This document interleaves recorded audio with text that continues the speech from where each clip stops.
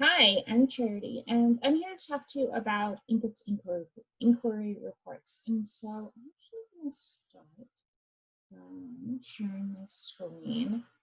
And okay, so here I am logged in as a teacher, and I'd like to show you, to start off, how easy it is to see your students' data. So I've copied that shareable link. If I was using Google Classroom, I could push it out here, or I could go to Google Classroom and do that. But I can also use the shareable link if I'm using another LMS. And then what I'm going to do is I'm going to just show you how easy it is for a student to make an account. So they're asked, is this your teacher? Yeah.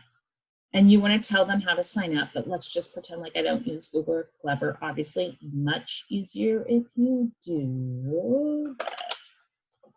Bobby Jones, and then he can even see, there we go, they have the username, which is super important if they're not using Google or Clever. It's so much easier if they're using Google or Clever. Okay, now let's make the student big for a second. And let's go through this lab. So the student has the ability, if you're using an incognito window, or in this case, what I did is I opened the student up in Firefox. So I have the teacher in Google Chrome, and I have the student in Firefox, or you can use an incognito window. But if you want to create yourself a fake teacher account or a fake student account, you can do that so that you can see what things look like as a student. So, okay, so determine the mallet position, loudness. Oh wait, no, I don't want to do this right. I want to show you what's going to happen if I say this. If I change the mallet position is going to change. And then Rex is going to pop up and help me. Things like that? No. Okay, fine. Okay, if I change the mallet position, then the loudness of the sound produced is going to change. Yes. Okay, so now I can try and see what happens. I really enjoy this one, so that's the reason I'm doing it, because I just love this guy. I hope the students like him too. He's really fun. I did a really good job. And then let's just say loudness of the sound produced. What if I did a really good job of this? No, my mallet position. Loudness of my sound changed. That supports my hypothesis. What if I tried to move on with one trial? Let's show. Rex is like, no, you need more than one trial. And then I move on and I type up my claim evidence museum because I don't want to torture you. So I want to show you what happens. So as a student, when you do that, you can see your progress so far, right? 2 stars, approaching proficiency, 3 stars, proficient.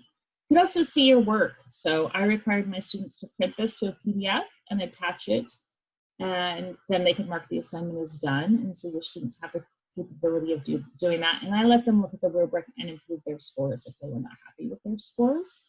And then let me just show you what this looks like from the teacher perspective. So as a teacher, I'm over here and I would be able to see that I have Bobby Jones, who just worked on that activity. I've only had 2 students start on that activity.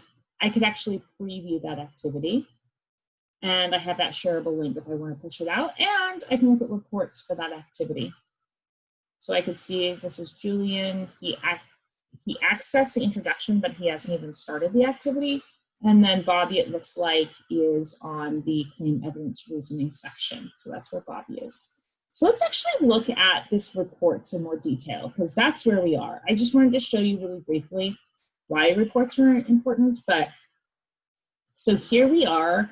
This is my reports. We call it the reports landing page. This is where you click when you click on reports. And what you can see here is a quick overview of all of your assignments. If you've assigned a bunch of assignments, you'd be able to see them here. If you view all of your assignments in a class, you could see them here.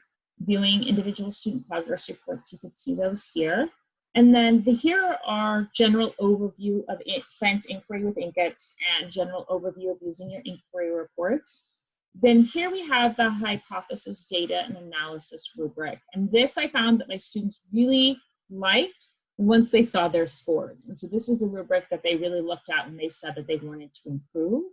Where's the claim evidence reasoning rubric? I found that my students really liked this rubric to know what to write, right? These examples. Okay, I get to the claim section. What do I write? Like, it really helps for them to have this text, and so they know what to write. And obviously the rubric is very helpful in a reflective manner, but it's also just helpful for them to know what to write. Okay, so you can hop into a specific assignment. I want to look at by class. So one of the great things about Inq-ITS reports is that you can look at your student growth over time. And so this is fairly consistent with what we would see. Flower, the tutorial, it's not too tough. And so the hypothesis, they actually tend to do okay on that because that tutorial is pretty easy. And you generally see that the next skill that they get is collecting data.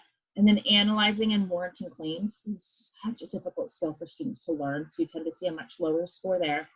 And then claim evidence reasoning is sometimes students, if they're really good writers, tend to really excel in that area, but it generally takes a while to really understand what to write in those sections. And so then quite often if you go into phase change, you'll see a dip in scores, right? Because it's a much harder lab. And so you see those scores. And again, you know, students really struggling with analyzing and warranting claims. And then they move into free fall, which is a pretty tough concept, being able to look at energy, like potential energy, kinetic energy. So you tend to see a drop in scores there, but then, you know, they're starting to learn.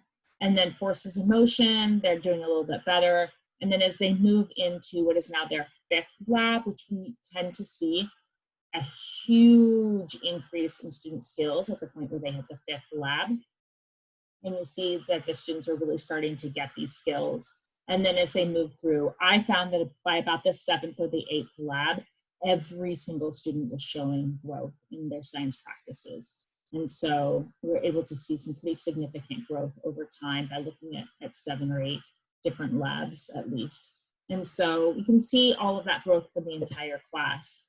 But let's just say that I wanted to look at my individual students. I could hop into their individual student labs and I could see their growth over time. And so let's look at like, this is much more consistent, right? Flower, that basic tutorial is pretty easy. And then they struggle, but they start to get better until they're doing pretty darn well. And that's pretty consistent if you have students doing 7 or 8 activities, where you'll see that they might initially do better than you'd expect just because that basic tutorial is it's a fairly easy introduction to the system. But then their first, what we call topic lab, physical life or earth lab, is a little bit tougher, and they tend to have lower scores and then increase over time as they get practice with their skills. And so they tend to get better. Let's go back. I want to really, these are great for like showing student growth over time or progress reports, things like that. I want to show you how you can really delve into, let's look at forces of motion. It's really helpful to be able to look at students. Let's look at a kiddo who struggled a little bit more. Let's look at Susie. So being able to see how they were doing on these sub skills, right? We know that hypothesis consists of identifying an independent variable, a dependent variable, and being aligned with that goal. Data collection consists of targeting the independent variable and controlling the investigation. Analyzing data consists of constructing the claim. So, you know, what was my independent variable? What was my dependent variable? And then did that align? And then warranting the claim, which is an incredibly tough skills for students to learn. So in other words, out of all of these trials that I collected, which of these support my claim? And really selecting trials where they only change the independent variable is just a very tough skill for students to learn. And then obviously claim evidence and reasoning is always the hardest one. It's the one that takes a lot of time and practice to get better. So it's nice to have that information. Now at this point, you could go ahead and look at that student lab report like I showed you before from the student perspective. Or if you wanted to, you could download this as a spreadsheet, so as an Excel spreadsheet. And I personally really geek out on Excel spreadsheets. And so what I did is that I downloaded these spreadsheets for all of my classes and I put that data together. And then I was able to show in a spreadsheet form, like, look, all of my students progressed and they all had growth in this specific sub-skill. And so I targeted different sub-skills for my student growth goals, depending on the year. I varied between different sub-skills. But I found that information really, really helpful because my administrators really cared about data, and having that data saved me time and not having to grade a ton of lab reports by hand. Like, I had enough I was grading. I didn't need to grade a bunch for a ton of different skills, like the science practices, and doing rubric grading over and over and over again was exhausting. So it was nice to have that automatically scored for me. But my administrators really, really appreciated that it wasn't like me using a rubric and scoring something. It was standardized, and we are true to a human score 94% of the time. And so that was really helpful for me to be able to tell our administrator that and be able to use this data. And they were like, oh, everybody had growth. Fantastic. We did what we were supposed to do. So yeah. And let me see, if you wanted to access pre-tests, post-tests, the copies of those are there. If you need to refer back to the summaries, so you can see like the goals that were focused on. And if you want to see the standards, those are there.